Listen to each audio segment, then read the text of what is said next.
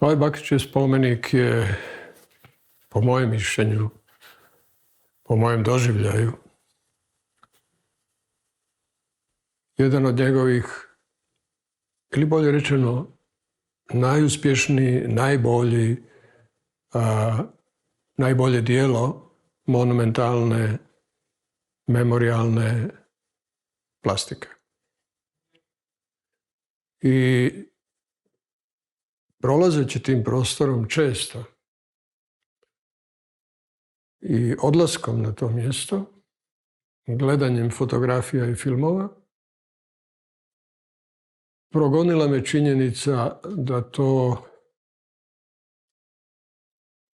da nema potrebe, nema osjećaja za tim da se to djelo vrati. Da ga oni koji nisu imali prilike vidjeti uživo, kao što ja nisam imao priliku, da ga vide ponovo. I da se tog čovjeka čija porodica je imala takvu strašnu patnju i strašan gubitak i koji je i sebe i svijet oko sebe spašavao dizanjem, kreiranjem takvih spomenika, slavljenjem drugačije slobode, izricanjem tako snažnih umjetničkih iskaza kakvi su njegovi i na tom mjestu i na drugima, da niko nema potrebu da rekreira taj iskaz, da ga oživi. I sva je sreća što smo naišli na ljude koji su bili spremni se prihvatiti toga posla i našu ideju realizirati, a Bakićev spomenik na tom mjestu, tako velik, podignut u čast tako velike pobjede i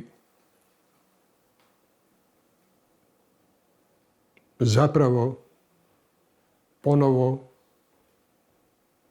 učiniti dostupnim onima koji bi u tom dijelu, u toj veličini i u tom spomeniku mogli pronaći inspiraciju za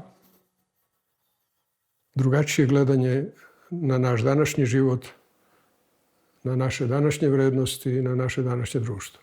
Smisao ove virtualne rekreacije i revitalizacije Bakićevog spomenika na Komenskoj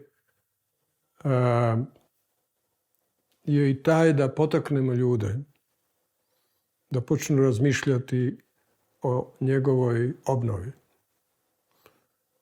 Da počnu razmišljati o tome da se udružimo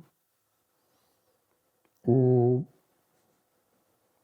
traženju podrške, osiguravanju podrške i osiguravanju sredstava za tako veliko i značajno djelo koje sigurno iziskuje i mnoge ljude i mnogo sredstava. Ali mislim da je to djelo i taj autor i to mjesto i čemu je taj spomenik posvećen, slobodi i pobjedi u toj slobodi i pobjeda te slobode na tom mjestu na području Zapadne Slavonije u tom historijskom razdoblju zaslužuje tu vrstu podrške za obnovu. Koliko god se nekima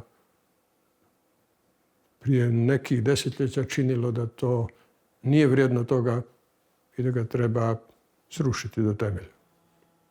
Mnogi ratovi iza sebe ostave pustoš, destrukciju. I kod nas i na drugim mjestima.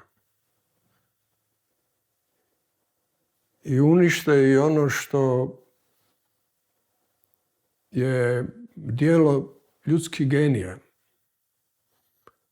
unište djela koja su rezultat ne samo ne svakidašnje, nego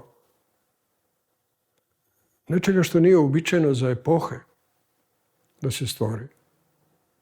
A Bakićevo ukupno djelo, a i ovo, jeste takvo. Djelo koje se pojavljuje ili ne pojavljuje u epohama.